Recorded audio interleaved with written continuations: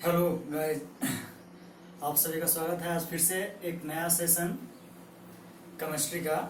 हम लोग पढ़ रहे थे क्या, सॉल्यूशन। और इस चैप्टर में हम लोग सोल्यूबिलिटी क्लियर कर चुके थे, पूरा खत्म कर चुके थे। और हेनरी लॉ का भी डिस्कशन प्रारंभ कर चुके थे ना। तो आज हम लोग हेनरी लॉ को उसी को डिस्कशन को आगे बढ़ाते हैं। तो सबसे पहले आप सभी का स्वागत है द आरजे केमिस्ट्री क्लासेस में। हमारा जो चैनल है उसका नाम है द आरजे केमिस्ट्री क्लासेस। मैं आर के आप सभी का स्वागत करता हूं फिर से। तो हम लोग हेनरी लॉ को रिकॉल करते हैं। क्या बताए थे, बताइए तो जरा, याद है किसी को? हमने ये कहा था कि many gases dissolves in water but their solubility varies। हमने ये स्टेटमेंट दिया था।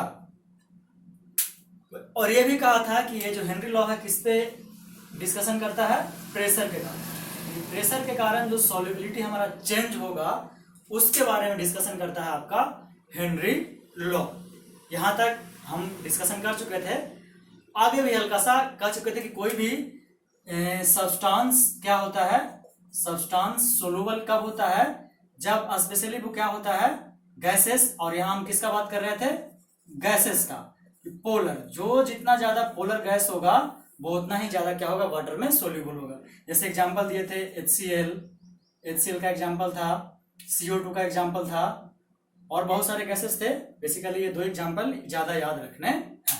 यहां तक कोई दिक्कत है?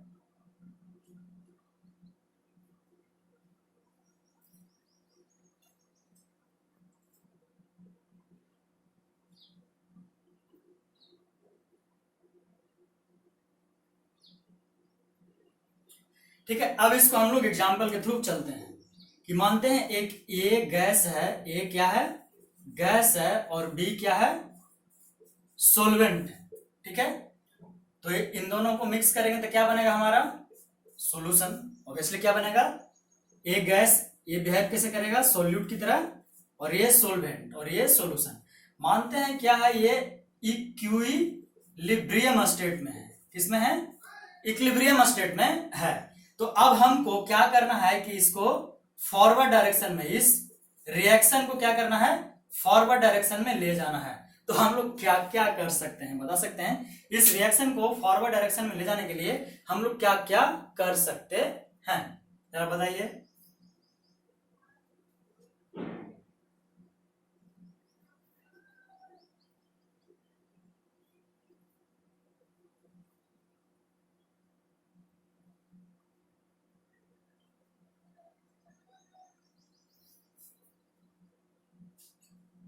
ठीक है, क्या कर सकते हैं, अब इसको सुनिए। किस कंडीशन में है, इक्विलिब्रियम कंडीशन में है।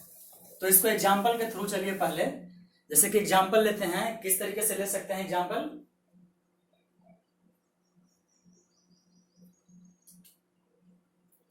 क्या कर सकते हैं, देखिए, मान ले एग्जांपल के थ्रू समझते हैं इसको। 3 गो जार लेते हैं, ये 3 जार ले रहे हैं। ठीक है, पहले इसमें इनिशियल कंडीशन होगा, नीचे वाटर होगा, ऊपर से इस तरह से गैस का मॉलिक्यूल होगा, और ये इसका लेवल होगा ओपन कंडीशन में, यानी नॉर्मल कंडीशन में। अब क्या करेंगे, गैस का मॉलिक्यूल ऐसा ही होगा, लेकिन क्या करेंगे कि इस पे से क्या डाल देंगे, प्रेशर डाल देंगे। ठीक है, ये हुआ कि नॉर्मल रूम टेम्परेचर एनटीपी पे रहेगा, नॉर्मल टेम्परेचर प्रेशर पे। अब क्या कर रहे हैं, प्रेशर को क्या कर रहे हैं, बढ़ा रहे हैं। तीसरा में क्या होगा, ये भी रहेगा H2O सभी में है। H2O को ही ले रहे हैं क्या, एज ए सोलवेंट, और गैस का मॉलिक्यूल इस तरह रहेगा। देखिए, तो होता क्या है, इसको समझने का प्रयास करिएगा कि जब ये नॉर्मल प्रेशर पे होता है, जब प्रेशर नॉर्मल होता है तो क्या होगा, गैस का कोई भी गैस मान लीजिए CO2 गैस है, ये इस पे प्रेशर डालेगा तो इसका मानते हैं कि 1 2 2 2 2 6 मॉलिक्यूल जो है किसका, 6 मॉलिक्यूल किसका, गैस का यहां पे आएगा, इसमें क्या होगा, मिक्स होगा। लेकिन नॉर्मल होने के कारण यहां पे आके मिक्स होगा तो यहां से भी जो पहले से था H2O में गैस का पार्टिकल्स, वो क्या होगा, वो भी 6 पार्टिकल्स बाहर चला जाएगा, यानी कि फिर से क्या आ जाएगा, ये इक्विलिब्रियम स्टेट में आ जाएगा। ये पॉइंट क्लियर है। तो देखिए अब क्या कर रहे हैं, हम प्रेशर को बढ़ा दिए, प्रेशर बढ़ाएंगे तो क्या होगा, प्रेशर बढ़ने के कारण यहां पे जो गैस क्या होगा, डिजोल्व हो जाएगा और उसका अमाउंट क्या हो जाएगा, ज्यादा हो जाएगा। क्योंकि प्रेशराइज करेंगे तो आखिर वो गैस जो लेयर पहले यहां था वो लेयर हम यहां ले आए तो क्या जाएगा, गैस नीचे जाएगा, यानी क्या होगा, गैस डिजोल्व होता है इस तरीके से प्रेशर बढ़ने से। यानी कि क्या हो गया, मैक्स मॉलिक्यूल, यहां मॉलिक्यूल का डेंसिटी क्या हो गया, गैस के मॉलिक्यूल का डेंसिटी इस वाटर में बढ़ गया। इसको इस तरह से भी बोल सकते हैं। वही अब क्या करते हैं, ये तो बढ़ गया, अब हम चाहते हैं कि क्या फिर से इसका मॉलिक्यूल ऊपर जाए, तो अब क्या कर सकते हैं, यही पूछे थे। तो पहला कंडीशन क्या कर सकते हैं कि प्रेशर बढ़ा सकते हैं, किसका, गैस का, क्या कर देंगे, गैस का प्रेशर बढ़ा देंगे। क्या करने के लिए, फॉरवर्ड डायरेक्शन में जाने के लिए। दूसरा क्या कर सकते हैं कि हम जो प्रोडक्ट, यानी इधर कुछ प्रोडक्ट बनेगा, ऑब्वियसली बनना ही बनना है, बनेगा ना, एकदम ऑब्वियस है, जो दो रिएक्शन करेगा तो प्रोडक्ट तो बनेगा। जैसे यहां प्रोडक्ट बना फाइनल, तो क्या करेंगे, इस प्रोडक्ट को क्या करेंगे, वर्कआउट करते चले जाएंगे, यानी कि बाहर निकालते चले जाएंगे। हम इसको क्या करेंगे, बाहर निकालते चले जाएंगे इस प्रोडक्ट को। इस तरीके से भी ये फॉरवर्ड रिएक्शन क्या हो जाएगा, आगे बढ़ जाएगा। क्योंकि जब प्रोडक्ट खत्म होते रहेगा और ये गैस और सोलवेंट जब तक रहेगा तब तक तो प्रोडक्ट बनाते रहेगा। तो इस तरीके से हम क्या कर सकते हैं, इसके इक्विलिब्रियम को डिस्टर्ब कर सकते हैं। ये पॉइंट क्लियर हुआ कि नहीं, आप बताइए।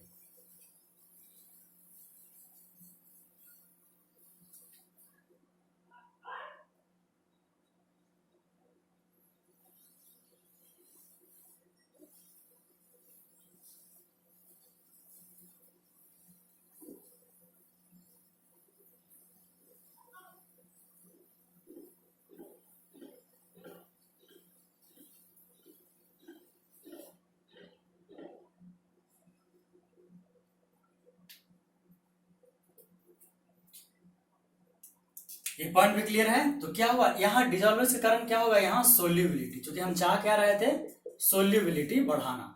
तो प्रेशर ज्यादा देने के कारण आखिर जो गैसेस का जो पार्टिकल है वो ऑब्वियसली क्या होगा, वाटर में आके डिसॉल्व होगा, यानी हमारा सोल्यूबिलिटी यहां से तो ज्यादा हो जाएगा, यानी बढ़ गया।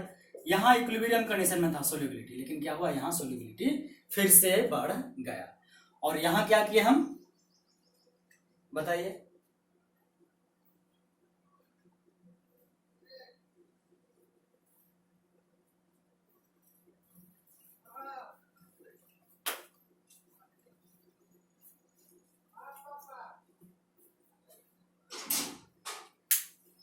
क्लियर है इतना पॉइंट, क्या किए हम,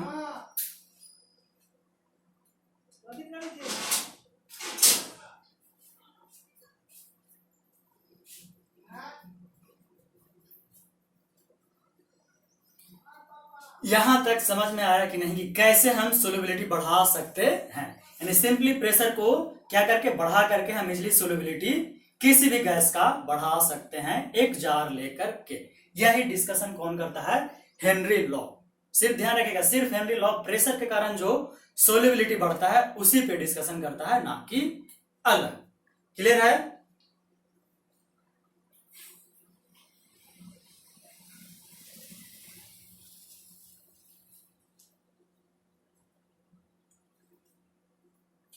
अब इसका जनरल लाइफ से एग्जांपल दें, बताएं। जैसे कि सभी लोग ड्रिंक्स पीते हैं, अब कौन सा ड्रिंक्स इसका मत सोचिएगा, यानी कि मानते हैं कोका कोला, कोका कोला। तो जैसे ही उसका ठिप्पी खोलते हैं, ठीक है, जैसे ही क्या करते हैं, खोलते हैं, वो क्या होता है, उसका जो लिक्विड के अंदर क्या मिला होता है, यही CO2 गैस मिला होता है, ठीक है।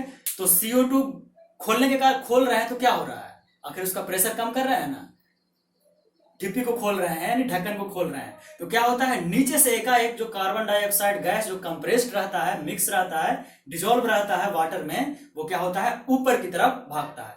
इसी कारण फिज इफेक्ट क्रिएट होता है। लेकिन क्या आराम से क्या होता है बाहर फेंक देता है।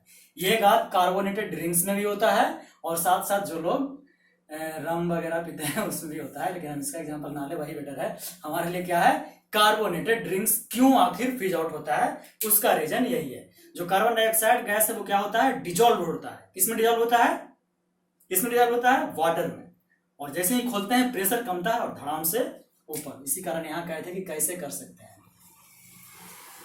ठीक है,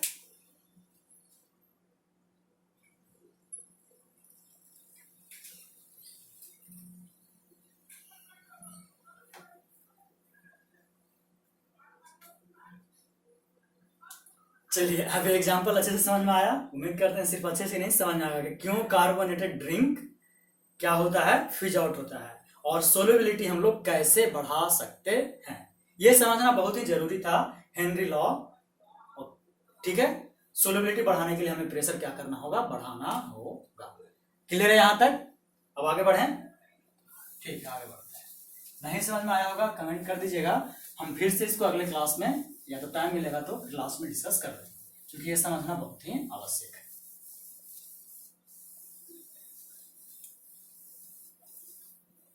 अब इतना होने के बाद हेनरी लॉ का कुछ मैथमेटिकल एक्सप्रेशन भी होगा, ऑब्वियसली होना ही है। तो इनका क्या मैथमेटिकल एक्सप्रेशन था, इन्होंने कहा क्या, यानी हेनरी साहब ने कहा क्या। इन्होंने कहा कि जो प्रेशर होगा किसी भी गैस का डायरेक्टली किसके प्रोपोर्शनल होना चाहिए, बताइए, अभी बताए हैं, सोल्युबिलिटी बढ़ाए थे ना, ये डायरेक्टली प्रोपोर्शनल होता है amount of gas dissolved, amount of gas dissolved. ये था इनका स्टेटमेंट। ठीक है, यानी P प्रोपोर्शनल टू कोई भी गैस, जैसे जनरली x मान करके चलते हैं, इसी को मैथ्स बुक में इस तरीके से लिखा है, टेंशन नहीं लेना है। ठीक है, या तो P प्रोपोर्शनल टू x लिखें या x प्रोपोर्शनल टू P, क्या फर्क पड़ता है, बस स्टेटमेंट के अनुसार ये ज्यादा अच्छा लगता है। ठीक है, और यहाँ पे इसी को आगे बढ़ाते हुए क्या क्या कहा कि जो P होगा वो KH x होगा, यानी प्रोपोर्शनलिटी कांस्टेंट। क्या है, प्रोपोर्शनलिटी कांस्टेंट, और इस कांस्टेंट का नाम पड़ा साइंटिस्ट के नाम पे ही, क्या, हेनरी कांस्टेंट। ठीक है, क्या नाम पड़ा, हेनरी कांस्टेंट। ठीक है, यहां तक को देखकर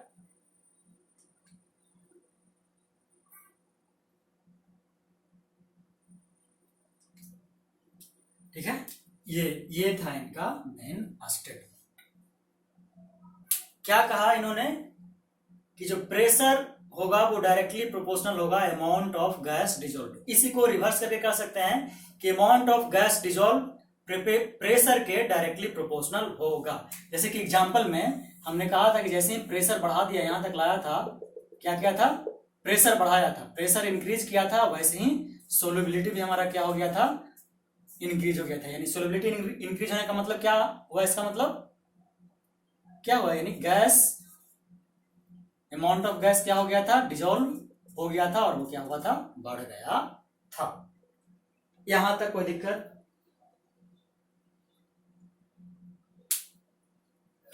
तो ये था आपका हेनरी लॉ।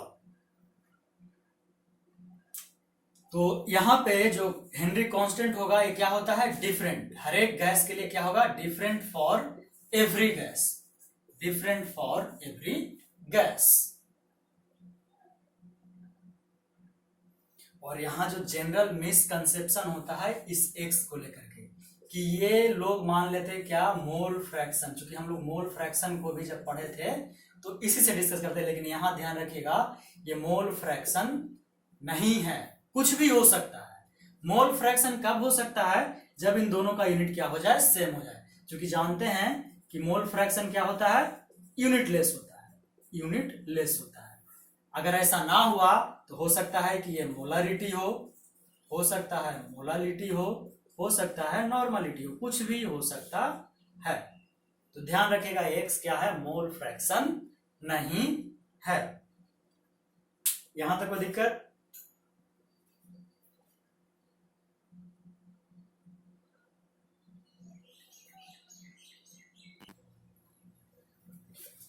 यहां तक सभी को समझ में आ गया? ठीक है, तो अब इसी को आगे बढ़ते हैं।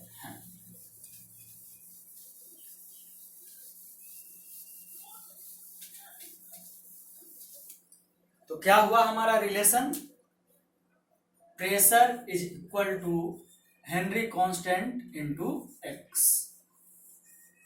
जहां के एच बताया डिफरेंट होगा, के एच ये डिपेंड्स ऑन गैस पे डिपेंड करेगा और हर एक गैस का क्या होगा, डिफरेंट होगा। यहां तक कोई दिक्कत है?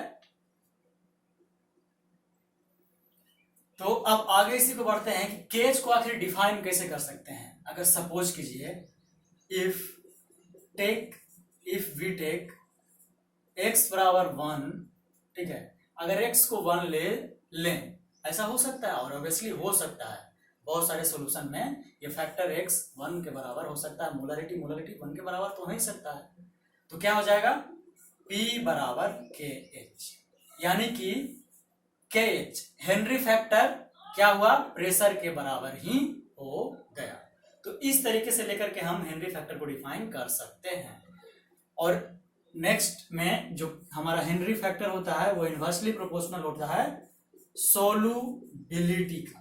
क्या होता है, इनवर्सली प्रोपोर्शनल होता है सोल्यूबिलिटी का। इसको हमको प्रूफ करके कोई बता सकता है, इसको प्रूफ करिए तो एग्जाम्पल के थ्रू इसको प्रूफ कर सकते हैं, क्योंकि हम हमेशा कहते हैं कि समझने का प्रयास कीजिए, रटने का नहीं। Case directly proportional to 1 by solubility, ये सही है या नहीं बताइए।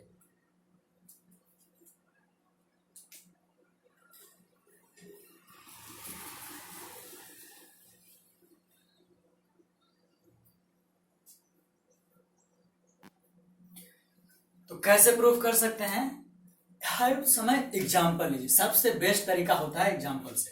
तो लीजिए फिर से 2 जार, ठीक है, और दोनों का प्रेशर क्या रखिए, प्रेशर कांस्टेंट। दोनों में क्या होगा, प्रेशर कांस्टेंट, ठीक है, क्या होगा, प्रेशर को कांस्टेंट रख रहे हैं। तो अगर प्रेशर को कांस्टेंट रख रहे हैं तो क्या लिख सकते हैं, यानी ये क्या हो गया, कांस्टेंट। तो इसके अनुसार आप क्या लिख सकते हैं, KH1 यानी सोल्यूशन 1 सोल्यूशन 2 दोनों का प्रेशर क्या है, same. KH1x1 is equal to KH2x2। अब यहां से हम ये बता सकते हैं कि जिसका KH1 ज्यादा होगा, जिसका KH1 का वैल्यू ज्यादा होगा वो क्या होगा, मोर सोल्यूबल होगा कि लेस सोल्यूबल होगा, बता सकते हैं।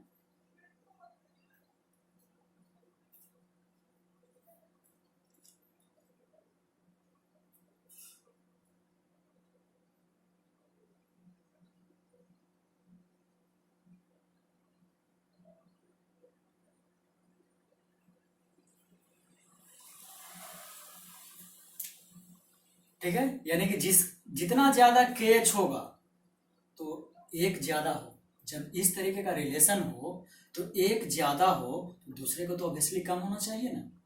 अगर ऐसा नहीं होगा तब तो ये वैलिड नहीं होगा। तो क्या होगा, x1 कम होगा। और x1 क्या शो कर रहा है, x क्या शो कर रहा है, amount of gas dissolve, amount of gas dissolve, यानी कि जिसका हेनरी कांस्टेंट ज्यादा होगा तो वो गैस क्या होगा, कम डिजॉल्व होगा। क्या हुआ, इनवर्सली प्रोपोर्शनल हुआ ना, कि अगर KH ज्यादा होगा, यानी KH ज्यादा होगा तो सोल्यूबिलिटी कम जाएगा। जैसे इसको इस तरह से तो लिख सकते हैं 1 बाई KH।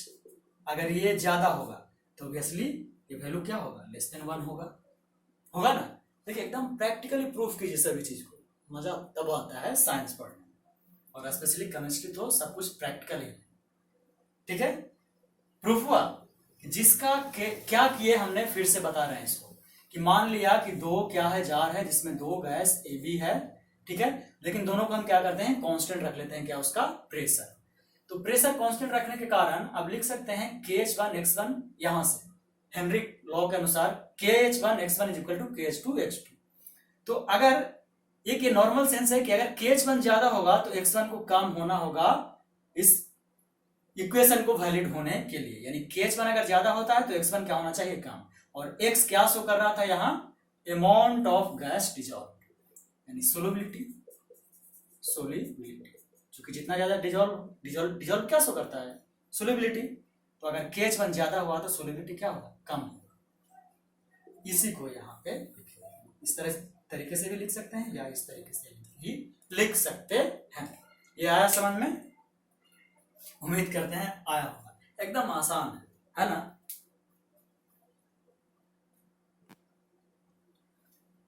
चलिए ठीक है, तो जब ग्राफ प्लॉट करते हैं P और सोलिबिलिटी में, ठीक है, P और सोलिबिलिटी किसको शो कर रहा है, X को।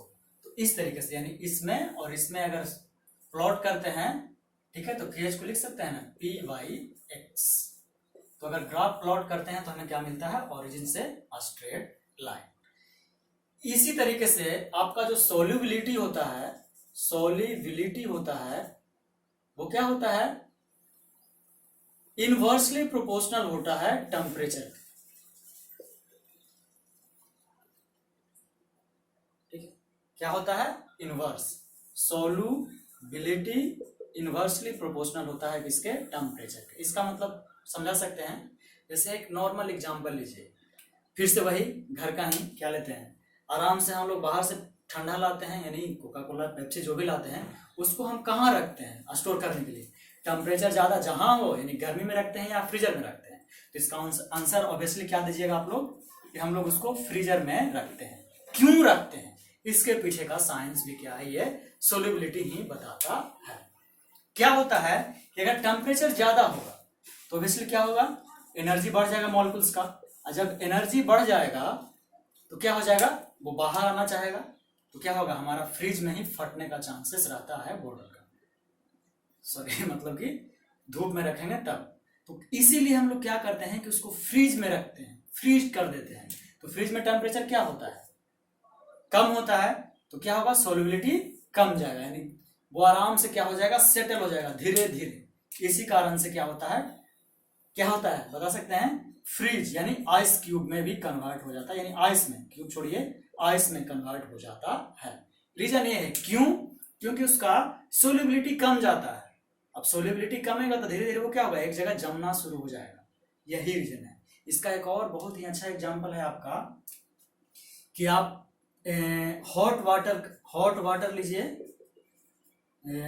और उसको डायरेक्टली क्या कीजिए, फ्रिज में रख दीजिए।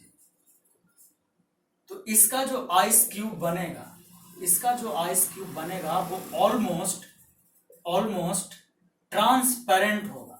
क्या होगा, ट्रांसपेरेंट।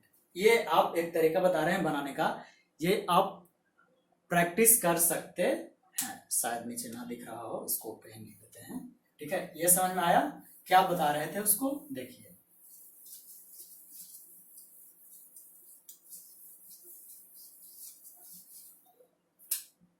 ये हॉट वाटर लीजिए, हॉट वाटर, इसको फ्रीजर में डालिए, तो जो इसका आइस क्यूब बनेगा वो ट्रांसपेरेंट होगा। कैसा होगा, ट्रांसपेरेंट। एकदम प्रैक्टिकल करके आप देख सकते हैं। वही अगर हम लोग कोल्ड वाटर लेते हैं, कोल्ड वाटर, तो इसको जब फ्रीजर में डालते हैं तो क्या होता है, ये ऑलमोस्ट ओपेक बनता है। क्या बनता है, ओपेक। ये प्रैक्टिकल चीज है, आप इसको प्रैक्टिस कर सकते हैं। जिसके बाद ऑलमोस्ट मैक्स लोगों के पास फ्रीजर जरूर होगा, कोशिश जरूर कीजिएगा, ये प्रैक्टिकल चीज है। तो आखिर ऐसा होता क्यों है, इसका कारण क्या है, यही है आपका सोल्यूबिलिटी। पानी ठंडा रहता है, ठीक है, क्या होता है, एक जगह सेटल रहता है। क्या, आपका उसका पार्टिकल्स, वाटर का पार्टिकल्स, लेकिन गर्म पानी में क्या, एनर्जी ज्यादा होने के कारण उसका सेटल नहीं रहता है। तो फ्रीजर में जाने के बाद उसी तरह से वो ट्रांसपेरेंट ऑलमोस्ट बन जाता है। इसका एक और एग्जांपल आपको क्या दे सकते हैं हम, सी,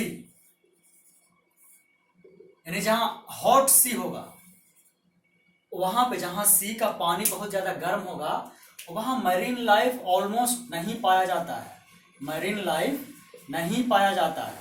इसको डेड सी के नाम से भी हम लोग जानते हैं। ठीक है, वहीं पे अगर कोल्ड वाटर हो, यानी कोल्ड सी क्या हो, सी क्या, सी का वाटर क्या हो, कोल्ड हो, यहाँ मैक्सिमम डाइवर्सिटी पाया जाता है।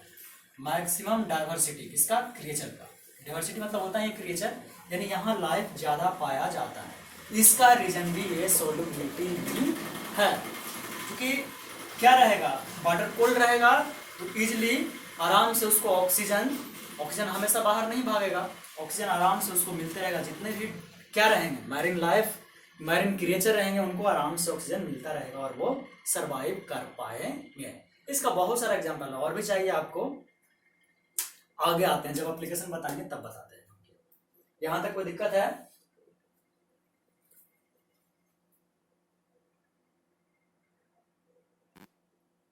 यहां तक कोई दिक्कत नहीं? तो अब आते हैं हम लोग, उम्मीद है समझ में आ गया होगा, ये एग्जाम्पल सब है सब। अब आते हैं इसका एप्लीकेशन पे, क्या कि हेनरी लॉ एप्लीकेबल कहाँ है।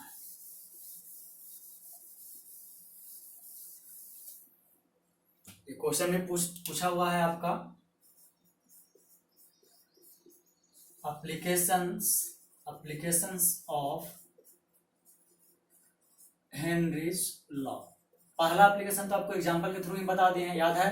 कोई बता सकता है? देखिए क्या था पहला एग्जांपल, बताइए।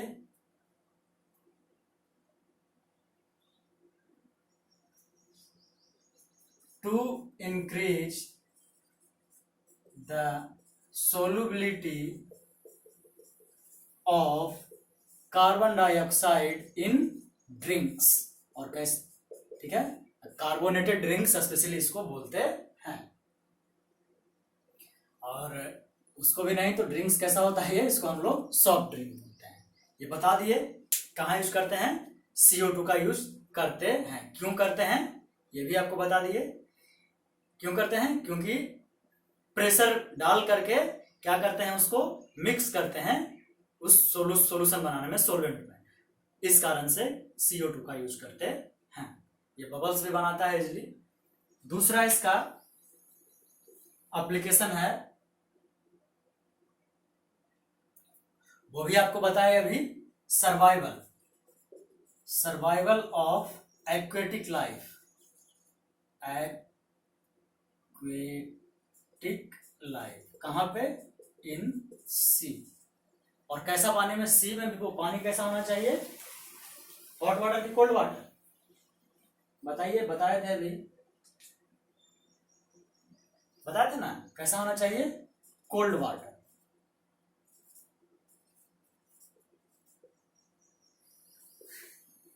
तीसरा मरीन का तो बता दिए। तीसरा क्या है, स्कूबा डाइविंग। इसमें देखते होंगे कि एक क्या लेके जाते हैं लोग, चैम्बर लेके जाते हैं, पीठ पे लाद करके क्या ले जाते हैं, चैम्बर, जिसमें गैसेस भरा होता है, लेकिन इसमें सिर्फ O2 नहीं होता है। इसका पूरा रीजन बताएं क्या, कौन कौन चाहता है जानना, क्यों गैस चैम्बर यूज करते हैं? बोलिए, अगर बोलते हैं तो इसका पूरा रीजन बताते हैं, कैसे आखिर इसका पूरा मैकेनिज्म हम आपको बता देते हैं।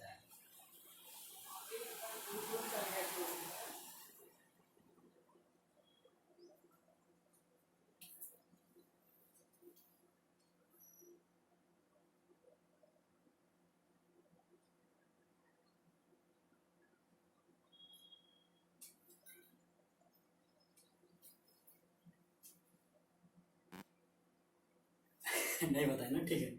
इस एप्लीकेशन का हम डिस्कशन करते हैं, उसके पहले चौथा एप्लीकेशन भी आपको बता देते हैं। चौथा है आपका अनोक्सिया। चौथा क्या है, अनोक्सिया। इसका स्क्रीनशॉट लीजिए, हम इन दोनों का डिस्कशन अलग से करते हैं, अच्छे से एग्जाम्पल के साथ।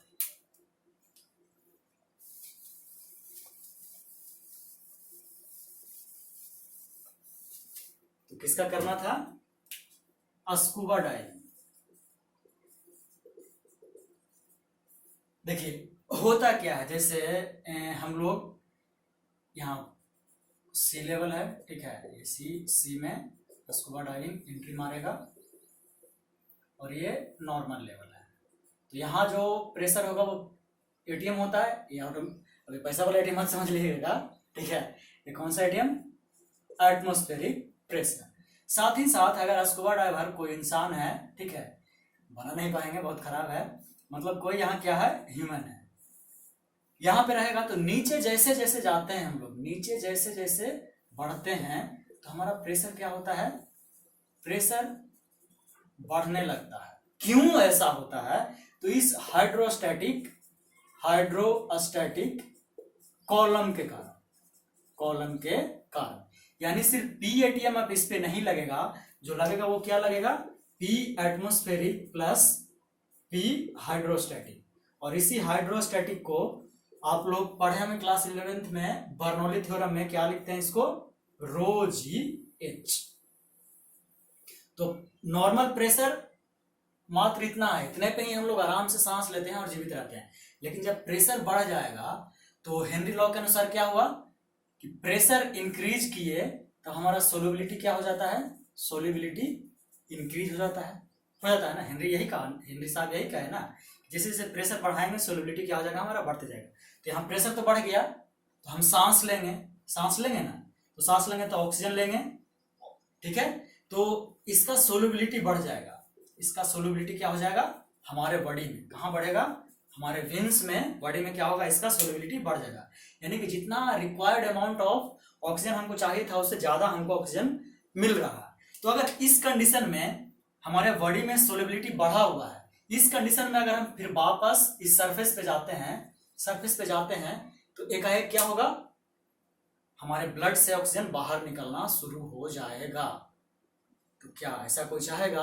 क्योंकि बहुत ही पेनफुल क्या होगा? बबल टाइप, इवन हमारा नर्व फट सकता है, तो बबल टाइप बनना प्रारंभ हो जाता है। तो ऐसा बिल्कुल नहीं चाहेंगे हम लोग। तो क्या होता है? सिर्फ जो यूज करता है पीछे टैंक, जो टैंक ऑक्सीजन टैंक जो यूज करता है उसमें मिलाया होता है हीलियम गैस। ये क्वेश्चन भी पूछा हुआ है कि ऑक्सीजन टैंक में जो स्कूबा डाइवर यूज करते हैं उसमें कौन सा गैस यूज होता है? Helium gas. क्यों यूज करते हैं? इसका रीजन ये है कि हीलियम गैस का सोल्यूबिलिटी बहुत ही कम होता है। तो इसके कारण से ये ऑक्सीजन मिक्स रहता है, तो हमारे बॉडी में नॉर्मल एटमॉस्फेरिक प्रेशर पे जितना ऑक्सीजन का सोल्युबिलिटी होना चाहिए वही बना रहता है। अब आया रीजन समझ में, ऐसा क्यों होता है जो स्कूबा डाइविंग के साथ? उम्मीद करते हैं अच्छे से समझ गए होंगे। ये रीजन है, हर एक चीज के पीछे रीजन है। क्यों? बस उस सवाल का जवाब ढूंढिए, आपको सब कुछ मिल जाएगा। क्लियर हुआ? तो ये था स्कूबा डाइविंग। अब आते हैं अगले पे। अगला क्या है?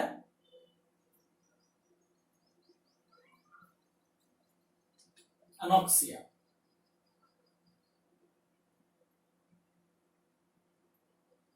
अच्छा, इस कंडीशन को कहते हैं कि हाँ, ये भी याद रखिएगा, ये भी पूछा हुआ है कि मतलब हमारा जो ज्यादा ऑक्सीजन का होने के कारण क्या हो जाएगा? पूरा एकदम दर्द करने लगेगा, फटने लगेगा, उसको वेंड कहते हैं। इसको क्या कहते हैं? वेंड।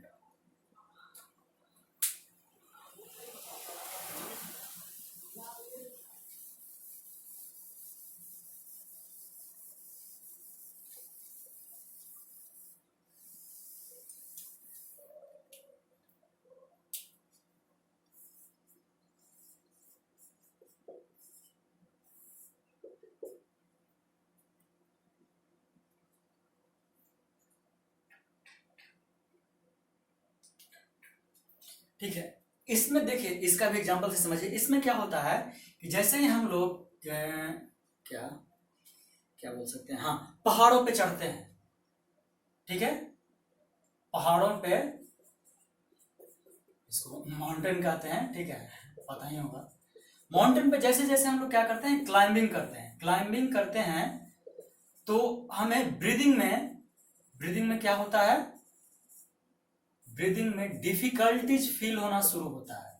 क्या? डिफिकल्टीज। ऐसा क्यों होता है? रीजन ये है कि at higher altitude the level of oxygen, ठीक है, ऑक्सीजन स्टार्ट्स डिक्रीजिंग। क्या होने लगता है? घटने लगता है। इसका क्यों? क्योंकि प्रेशर भी क्या होता है? घटने लगता है। तो जब प्रेशर घटने लगता है, ऑक्सीजन घटने लगेगा, तो हमें ब्रीदिंग में क्या होना है? डिफिकल्टीज होना ही होना है। ये है अनोक्सिया का कंडीशन।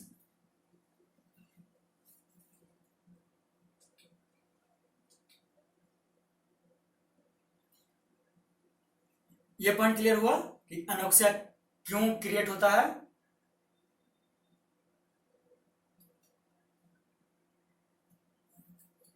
ये पॉइंट क्लियर हुआ कि नहीं बताइए। एकदम बहुत आसान है, एकदम आप प्रैक्टिकली आप फील किए होंगे, कभी कभी पहाड़ों पे चढ़े होंगे तो आपको जल्दी थकान महसूस होता है, लगता है क्या ऐसे चढ़ना शुरू किए तो क्या होता है? हम जल्दी थकते हैं। रीजन ये होता है कि जैसे जैसे हम लोग ऊपर चढ़ना प्रारंभ करते हैं, हमें प्रेशर घटने लगता है। जैसे जैसे ऊपर जाएगा प्रेशर घटने लगता है, एटमॉस्फेरिक प्रेशर। हम किसका बात कर रहे हैं? एटमॉस्फेरिक प्रेशर का। तो जब प्रेशर घटता है तो ऑक्सीजन का प्रेशर लेवल भी क्या होता है? घटने लगता है। ठीक है, ऐसा नहीं कि तो इस प्रेशर घटने के कारण हमें ऐसा लगता है कि ऑक्सीजन का लेवल क्या हुआ? कम गया। तो इस कारण से हमको ब्रीथिंग में क्या होता है? डिफिकल्टी फील होने लगता है। यही है अनोक्सिया का कंडीशन। यहां तक दिक्कत कोई? ये आपका कंप्लीट होता है। अभी क्या? Application of Henry law. ये था एप्लीकेशन। यहां तक किसी को कोई दिक्कत?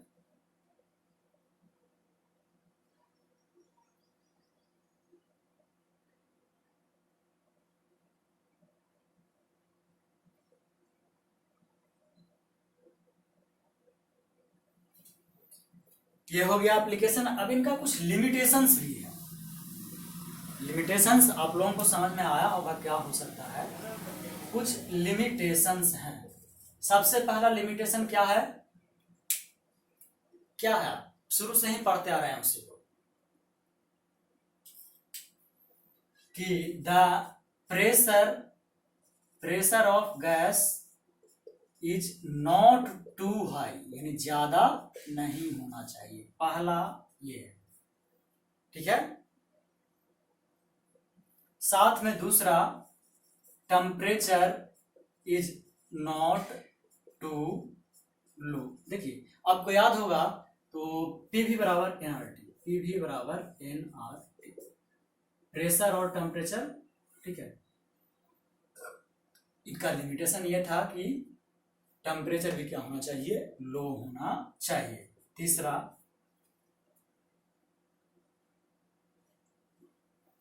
कि जो गैस हम मिक्स कर रहे हैं, गैस किसमें मिक्स कर रहे हैं? सोलवेंट में। Gas and solvent should not react. क्योंकि अगर रिएक्शन हो जाएगा तब तो फिर इनके लॉ का कोई मतलब ही नहीं है। क्योंकि ये सिर्फ प्रेशर पे डिस्कशन कर रहे हैं, तो गैस और सोलवेंट में कोई भी रिएक्शन नहीं होना चाहिए। अगर रिएक्शन होगा तो खुद ही आगे बढ़ जाएगा फॉरवर्ड डायरेक्शन में। ये पॉइंट क्लियर है? उसी के साथ जो गैस हम मिला रहे हैं वो डिसोसिएट नहीं होना चाहिए। डिसोसिएट मतलब समझते हैं ना? गैस डिसोसिएट नहीं होना चाहिए, यानी इसको लिखेंगे तो गैस शुड नॉट डिसोसिएट। क्यों? ऐसा क्या होगा? अगर गैस खुद ही ब्रेक होना शुरू हो जाए, खुद ही टूटना शुरू हो जाए, तो क्या होगा? उससे तो रिएक्शन अपने आप फॉरवर्ड डायरेक्शन में फिर से आगे बढ़ जाएगा। तो ये था लिमिटेशंस।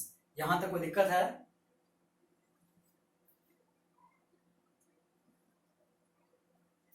हेनरी लॉ अब होता है कंप्लीट। कंप्लीट हो गया आपका हेनरी का लॉ। तो इससे किस तरीके के क्वेश्चन बनते हैं उसका भी डिस्कशन हम लोग आज कुछ क्वेश्चंस पे कर लेते हैं।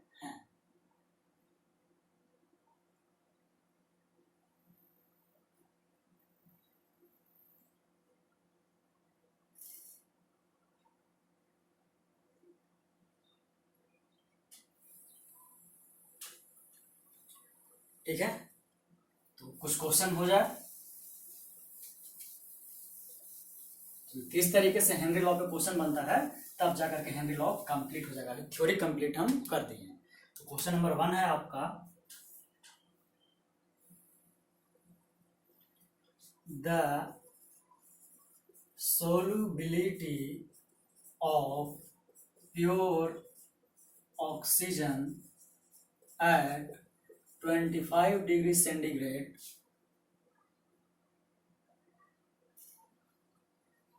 is 43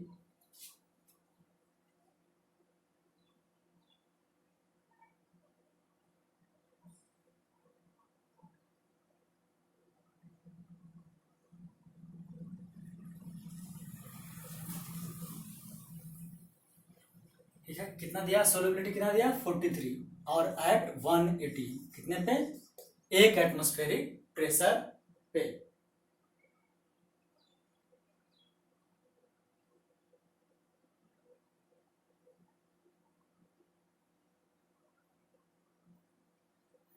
अब क्या होता है कि when air is in contact with water, H2 लिख रहे हैं हम वाटर को,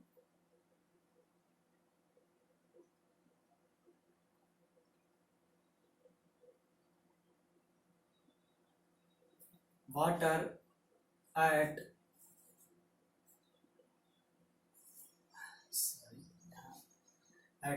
आपको प्रेशर दिया रहेगा, प्रेशर का वैल्यू दिया है आपका 585 torr, 585 torr at 25 degree centigrade.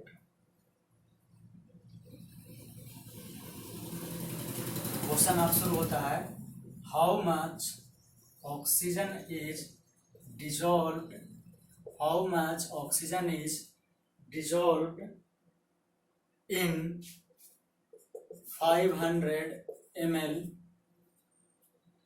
Water.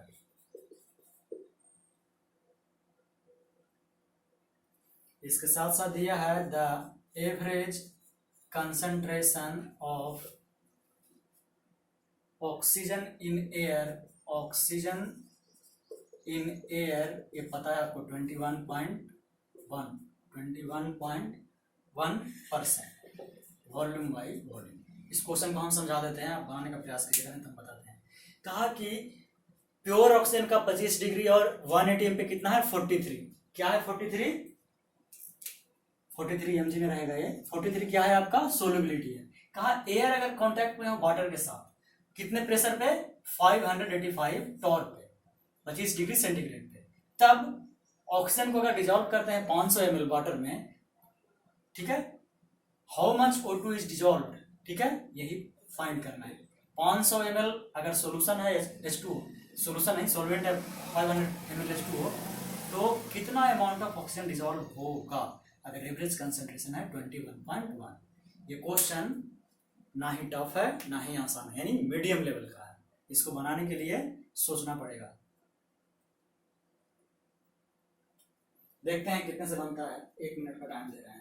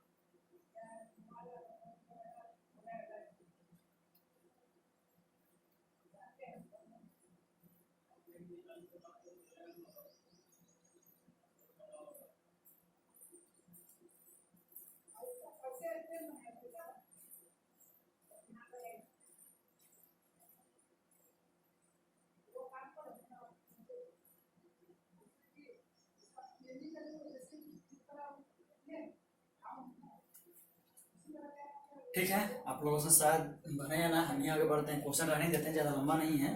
देखिए हेनरी लॉ, सबसे पहले क्या करना है, अकॉर्डिंग टू हेनरी लॉ इन्होंने क्या कहा था, सोल्यूबिलिटी क्या होगा, डायरेक्टली प्रोपोर्शनल किसके होगा, बताइए, इतना बार से बता रहे हैं, पार्शियल प्रेशर ऑफ गैस का, यही था ना, प्रेशर ऑफ गैस का।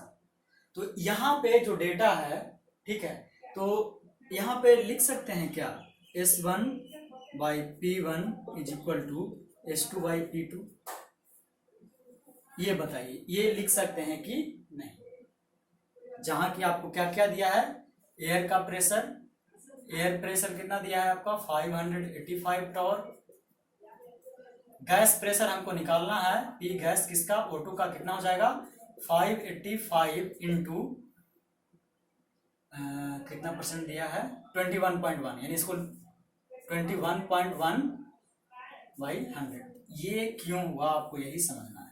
देखिए पूरा कितना है, किसका प्रेशर है, ये एयर का, यानी 100% एयर प्रेशर कितना है 585 टॉर।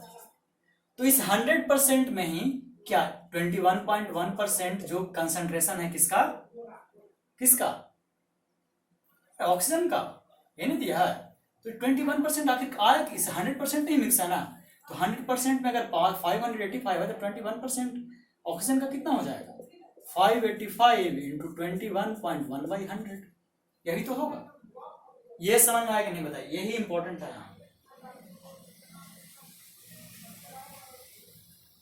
ठीक है। इसको निकालिएगा तो ये लगभग आएगा आपका वैल्यू 123 के पास, हम लगभग ले रहे हैं, लगभग।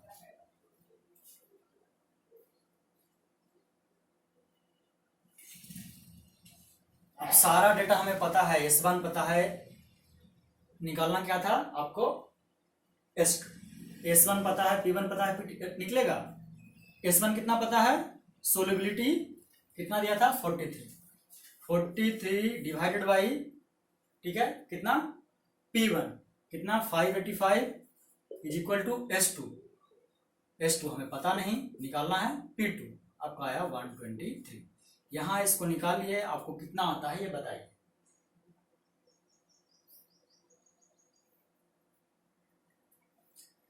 वन 23 इंटू 5, सॉरी 5 नहीं 43 डिवाइडेड बाई 585,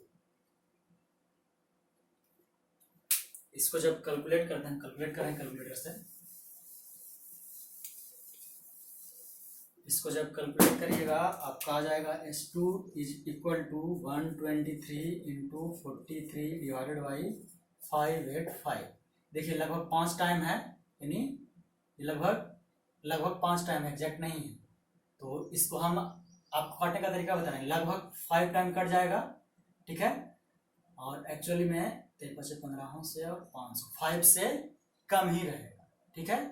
तो ये क्या हो जाएगा 5 8 जाए, यानी इक्विवेलेंट कितना रहेगा 8 का, ऑलमोस्ट, हम ऑलमोस्ट बता रहे हैं, एग्जैक्टली अगर कैलकुलेट करेंगे तो एग्जैक्टली अगर कैलकुलेट करते हैं तो कैलकुलेटर से कर देंगे, तो ये कैलकुलेटर से आया 700 mg, ठीक है, पर लीटर, 700 mg पर लीटर हो गया। तो कितना 1 लीटर में, लेकिन हमसे क्वेश्चन में कितना में पूछा था 500, ये भी है 500 में, तो 500 ml में हमारा O2 का सोलबिलिटी क्या हो जाएगा, सोलबिलिटी 7/2, क्योंकि अगर 1000 में पर लीटर का मतलब होता है 1000 में अगर 7, 500 में 3.5 mg, ठीक है। ये समझ में आया या नहीं, पर 500 लिख सकते हैं इसको। क्वेश्चन में कोई दम नहीं था, बस इस क्वेश्चन में समझना इस पॉइंट को था कि 100% एयर का अगर प्रेशर हमें दे रखा है तो उस 21% आखिर उसी में तो है, एयर किस में ऑक्सीजन किस में है? एयर में ही तो है, यही निकालना इंपॉर्टेंट था। चलिए, दिक्कत है इसमें कुछ, उम्मीद करते हैं समझ में आया होगा, हालांकि कुछ लोगों को दिक्कत भी होगी इस क्वेश्चन में।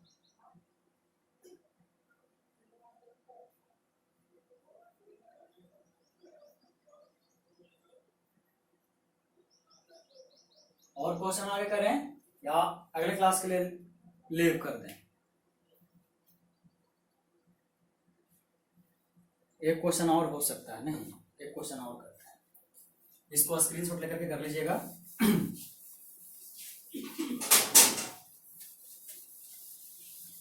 एक क्वेश्चन आसान भी नहीं था, टफ भी नहीं था, बस समझना था। एक छोटा सा क्वेश्चन लेते हैं इस बार, बड़ा क्वेश्चन नहीं, बहुत बड़ा क्वेश्चन था।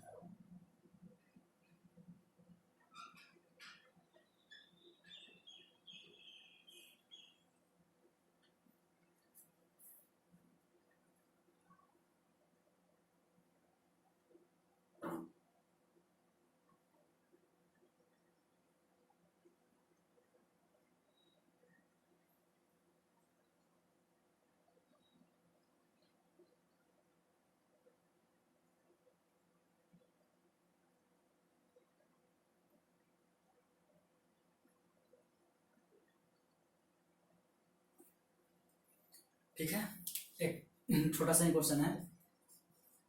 Henry law constant, Henry law constant आपको फॉर किसका दिया है?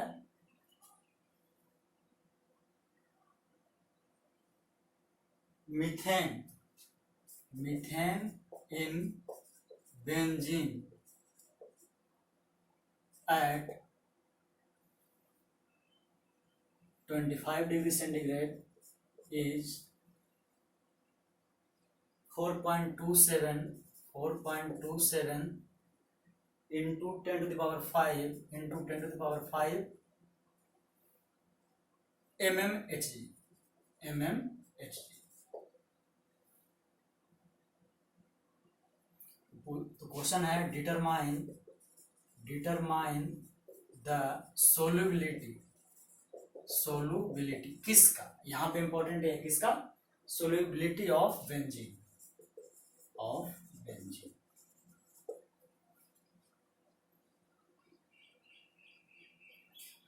और कितने? At 76 mm of Hg। बस इतना छोटा सा डेटा है, बहुत क्वेश्चन आसान है, इसको हम ही डिस्कस करते हैं, आप लोग बनाइएगा। देखिए कोशिश करें।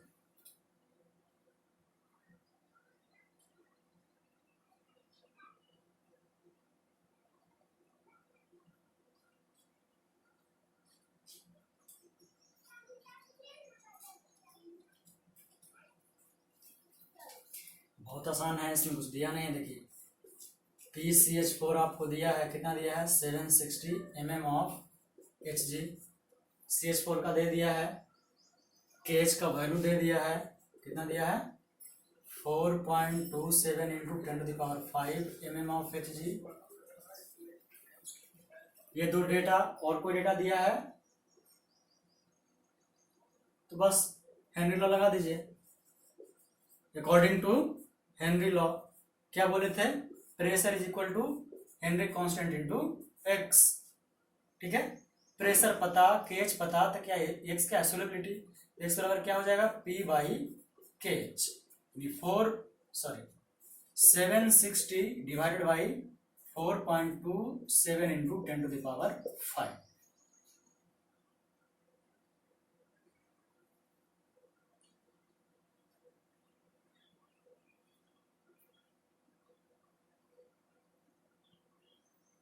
ठीक है, कैलकुलेट कर लीजिए। ये 10 टू द पावर 5 -5 ऊपर चला जाएगा तो क्या हो जाएगा? 4 1 time 7 8 into 10 to the power -5।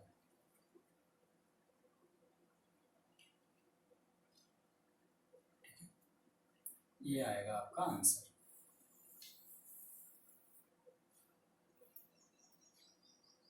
ये क्वेश्चन बहुत ही छोटा सा था, बहुत ही इंपॉर्टेंट था। इस तरीके से आपका क्वेश्चन बनता है। यहां तक कोई दिक्कत?